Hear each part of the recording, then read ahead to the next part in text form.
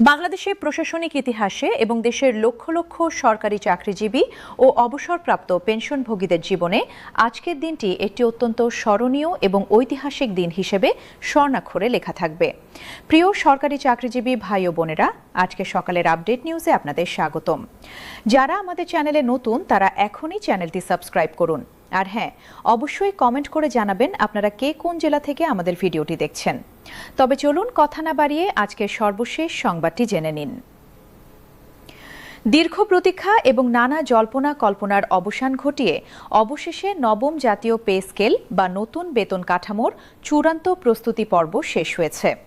কিছুক্ষণ আগেই পে কমিশনের সর্বশেষ এবং চূড়ান্ত সভা সমাপ্ত হয়েছে এবং এই সভা থেকে বেরিয়ে এসেছে এক অভাবনীয় ও যুগান্তকারী সুখবর।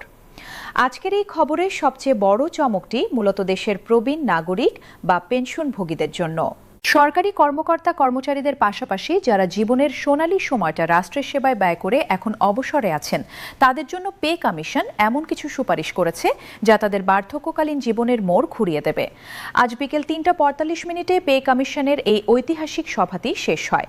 রাজধানীর মন্ত্রিপরিষদ বিভাগের সম্মেলন কক্ষে অনুষ্ঠিত এই সভায় সভাপতিত্ব করেন পে কমিশনের চেয়ারম্যান। এটি ছিল কমিশনের শেষ সভা।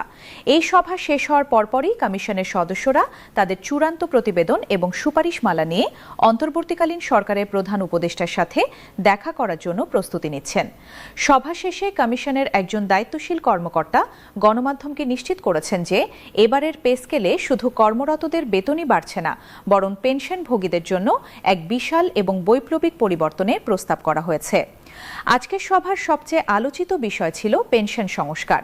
প্রস্তাবিত নবম জাতীয় পে স্কেলে পেনশনভোগীদের মাসিক পেনশনের হার উল্লেখযোগ্য পরিমাণে বাড়ানোর সুপারিশ চূড়ান্ত করা হয়েছে। তবে এবার গতানুগতিকভাবে সবার জন্য একই হারে পেনশন না বাড়িয়ে একটি বিজ্ঞানসম্মত এবং মানবিক পদ্ধতি অবলম্বন করা হয়েছে। কমিশনের সুপারিশ অনুযায়ী পেনশনভোগীদের আয়ের স্তরভেদে ৩টি ভিন্ন ভিন্ন ক্যাটাগরিতে ভাগ করে পেনশন বৃদ্ধির প্রস্তাব করা হয়েছে। এর মূল লক্ষ্য হল যাদের আয় কম তাদের বেশি সুবিধা দেওয়া। কমিশনের সূত্র অনুযায়ী প্রথম ক্যাটাগরিতে রয়েছেন নিম্ন আয়ের পেনশনভোগীরা, যারা বর্তমানে মাসে ২০,০০০ টাকার কম পেনশন পান। তাদের জন্য একটি অবিশ্বাস্য সুপারিশ করা হয়েছে। তাদের পেনশনের হার শতভাগ বা ১০০% বাড়ানোর প্রস্তাব করা হয়েছে, অর্থাৎ সোজা কথায় তাদের পেনশন দ্বিগুণ হয়ে যাবে। উদাহরণস্বরূপ, যিনি বর্তমানে ১০,০০০ টাকা পেনশন পান, নতুন স্কেলে তিনি ২০,০০০ টাকা পাবেন। এটি নিম্ন আয়ের অবসরপ্রাপ্ত কর্মচারীদের জন্য এক বিশাল স্বস্তির সংবাদ, কারণ বর্তমান বাজার দরে স্বল্প পেনশন দিয়ে সংসার চালানো তাদের জন্য ছিল এক প্রকার অসম্ভব সংগ্রাম। দ্বিতীয় ক্যাটাগরিতে রয়েছেন মধ্যম আয়ের পেনশনভোগীরা, যারা বর্তমানে মাসে ২০,০০০ টাকা থেকে ৪০,০০০ টাকার মধ্যে পেনশন পান। তাদের ক্ষেত্রে পেনশন বৃদ্ধির হার ৭৫% নির্ধারণ করার সুপারিশ করা হয়েছে। অর্থাৎ যিনি বর্তমানে ৩০,০০০ টাকা পেনশন পান, তার সাথে আরও ৭৫% যুক্ত হবে। এটি মধ্যবিত্ত পেনশনভোগীদের জীবনযাত্রার মান ধরে রাখতে বিশাল ভূমিকা রাখবে। আর তৃতীয় ক্যাটাগরিতে রয়েছেন উচ্চ আয়ের পেনশনভোগীরা, যারা মাসে ৪০,০০০ টাকার বেশি পেনশন পান। তাদের ক্ষেত্রে ৫৫% পেনশন বাড়ানোর সুপারিশ করা হয়েছে। যদিও শতাংশের হিসেবে এটি কম মনে হতে পারে, কিন্তু টাকার অঙ্কে এটিও একটি বড় বৃদ্ধি। এই স্তরভিত্তিক বৃদ্ধির মাধ্যমে কমিশন ধনী ও দরিদ্র পেনশনভোগীদের মধ্যে বৈষম্য কমানোর চেষ্টা করেছে। পেনশন বৃদ্ধির পাশাপাশি আরেকটি অত্যন্ত মানবিক এবং গুরুত্বপূর্ণ সুপারিশ হল চিকিৎসা ভাতা বৃদ্ধি। বার্ধক্যে মানুষের ওষুধের খরচ এবং চিকিৎসার প্রয়োজন সবচেয়ে বেশি থাকে। এই বাস্তবতা অনুধাবন করে পে কমিশন প্রবীণ পেনশনভোগীদের চিকিৎসা ভাতা উল্লেখযোগ্য হারে বাড়ানোর প্রস্তাব রেখেছে।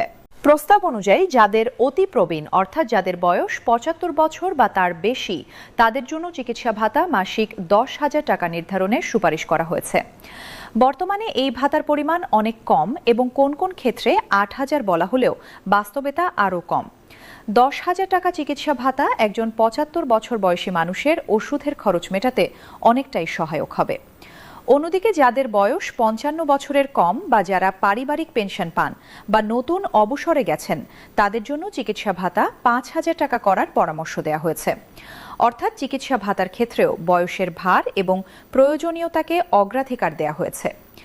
এই সুপারিশগুলো যদি সরকার গ্রহণ করে এবং বাস্তবায়ন করে তবে বাংলাদেশের পেনশনভোগীরা প্রথমবারের মতো তাদের চাহিদার প্রকৃত প্রতিফলন দেখতে পাবেন। পেনশনভোগীদের জন্য এত বড় সুখবর এর আগে কোনো পে কমিশন দিতে পারেনি বলে বিশ্লেষকরা মনে করছেন। অবশ্য শুধু পেনশনভোগীরাই নন, কর্মরত সরকারি কর্মকর্তা ও কর্মচারীদের জন্য আজকের সভায় বড় সুখবর নিশ্চিত করা হয়েছে। পে কমিশনের সুপারিশ অনুযায়ী চতুর্থ শ্রেণীর একজন কর্মচারীর বা ২০তম গ্রেডের কর্মচারীর সর্বনিম্ন মূল বেতন ২০,২৫০ টাকা করার সম্ভাবনা রয়েছে। অর্থাৎ একজন কর্মচারী চাকরিতে প্রবেশ করলেই ২০,২৫০ টাকা মূল বেতন পাবেন। এর সাথে বাড়ি ভাড়া, চিকিৎসা ভাতা এবং অন্যান্য ভাতা যোগ করলে তার মোট বেতন একটি সম্মানজনক পর্যায়ে পৌঁছাবে। কর্মরতদের এই বেতন বৃদ্ধির সাথে পেনশনের এই বিশাল সংস্কার মিলিয়ে এবারের নবম পে স্কেলটি একটি সার্বজনীন এবং কল্যাণমুখী বেতন কাঠামো হতে চলেছে। বিকেল ৩:৪৫ সভা শেষ করে কমিশনের সদস্যরা এখন রাষ্ট্রীয় অতিথি ভবন যমুনার পথে রয়েছেন। সেখানে তারা প্রধান উপদেষ্টার হাতে এই সুপারিশমালা তুলে দেবেন।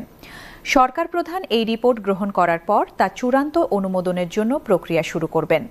যেহেতু পে কমিশনের কাজ শেষ এবং সুপারিশমালা প্রস্তুত, তাই আশা করা যাচ্ছে খুব শীঘ্রই গ্যাজেট প্রকাশের মাধ্যমে এই সুখবরগুলো বাস্তবে রূপ নেবে। পেনশনভোগী এবং কর্মরত কর্মচারী সবাই এখন অধীর আগ্রহে তাকিয়ে আছেন সরকারের চূড়ান্ত ঘোষণার দিকে। তবে আজকের এই বিকেলটি নিশ্চিতভাবে দেশের লক্ষ লক্ষ পেনশনভোগীর মনে এক অনাবিল আনন্দ এবং আশার সঞ্চার করেছে। তাদের শেষ বয়সের নিরাপত্তা নিশ্চিত করতে পে কমিশনের এই উদ্যোগ নিঃসন্দেহে প্রশংসার দাবিদার। ভিডিওটি খুবই জরুরি, তাই দয়া করে সবার সাথে ভিডিওটি শেয়ার করতে ভুলবেন না।